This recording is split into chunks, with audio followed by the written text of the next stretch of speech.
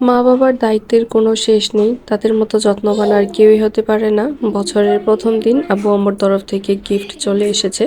আব্বু-আম্মু ১ তারিখের আগেই মানে রাতেই টাকা পাঠিয়ে দিয়েছিল আমাদের বাজার-টাজার করার জন্য। তো এখানে ওর আব্বু ২৫ কেজি ওজনের একটা চালের বস্তা নিয়ে এসেছে।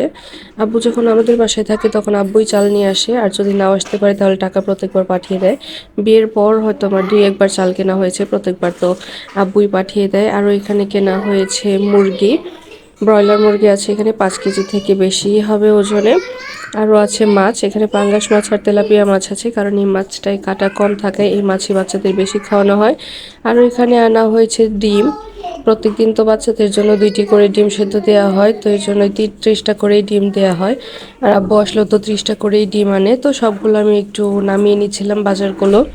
আর দেখছিলাম এখানে কত কেজি মাছ আছে আমার ঠিক খেয়াল নেই।